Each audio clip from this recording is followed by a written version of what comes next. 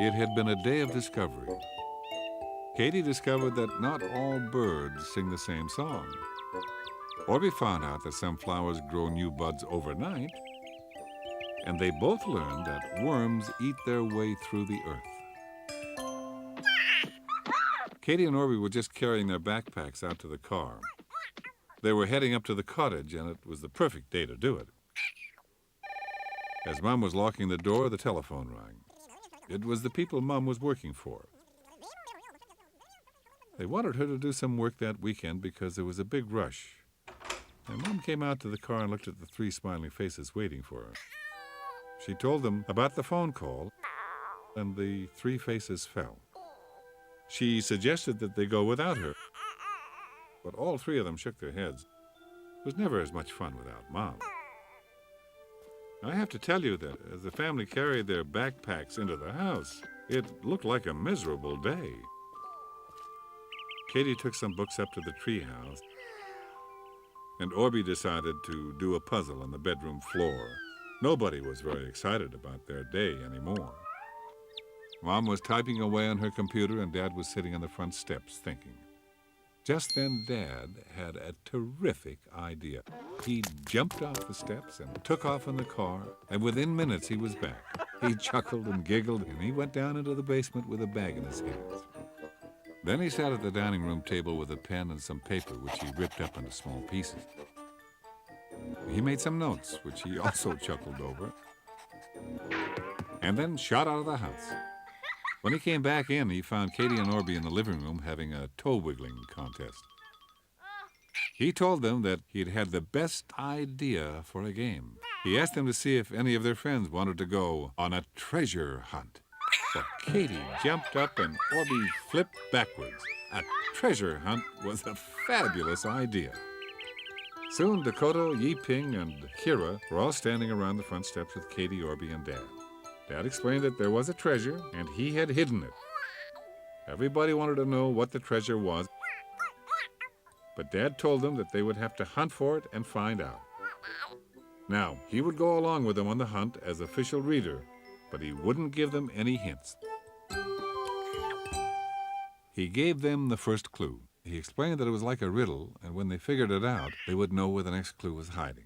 Dad stood up on the steps so that everyone could hear, and he read the first clue. He said, "Most are on the ground, but this one's up a tree. It's not too roomy, but it's the perfect place to be." Orbie wondered if it was a spaceship. Yi-Ping wondered if it was a birdhouse. When Katie heard house, she shrieked. It was the tree house. Dad smiled, and with a whole lot of shouting and jumping, they were off to the tree house to find the next clue.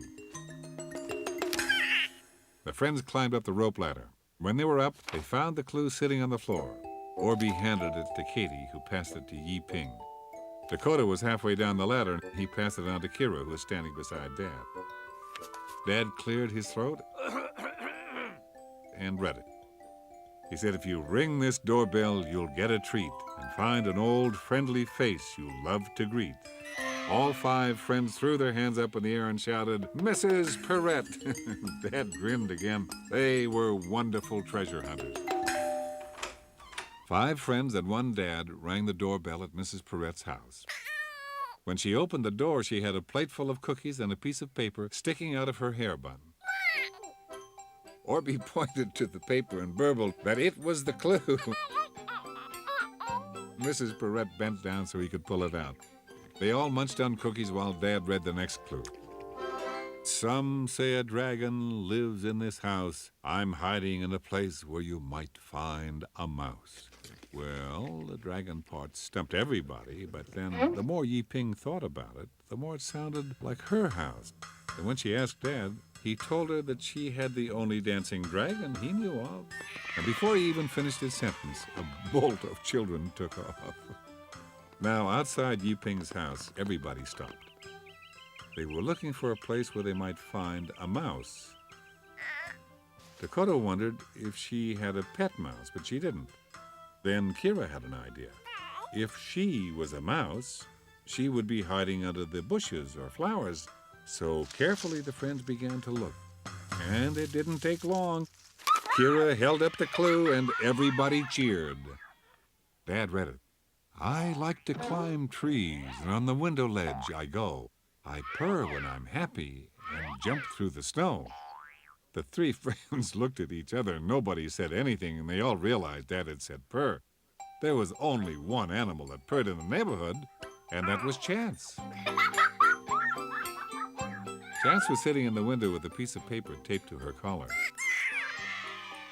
When Orbie went to lift her down, she jumped away and headed for the garden.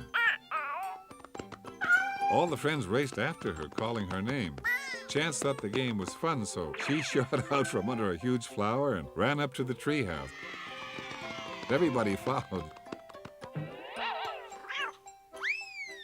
Then she jumped down the other side to the fence and walked along it. Everybody walked beside her, calling her name. Finally, Katie had an idea. She explained that Chance thought that they were having a game of chase, and so she was running away from them. If they all sat on the ground, maybe she would come over for a cuddle. And I have to tell you that Katie's idea was great, because within minutes, they were all listening to their last clue. Dad read, "You are all terrific hunters, and the treasure's at hand. But you'll have to dig for it, because it's buried in the sand." Everybody raced for the sandbox. They found a box buried there. Together, they lifted it out and took the lid off. Inside was a picture of an ice cream cone. That meant they were going to go to the ice cream parlor. The friends cheered. Underneath the picture were a whole bunch of water balloons and bubble blowers. Everybody loved the treasure. After the ice cream cones, they had a huge water fight in which Dad ended up being the wettest, and they blew bubbles that drifted up to the sky.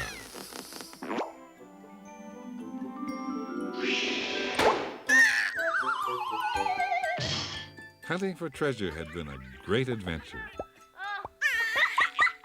I hope one day you'll get a chance to hunt for treasure, too. Then you'll know exactly how much fun Katie and Orbie and their friends really had. Did you know? Did you know? Did you know? Before there were telephones, people used to communicate in other ways. Some would yodel. Others would send smoke, or drum, or light signals. You could even send a message in a bottle.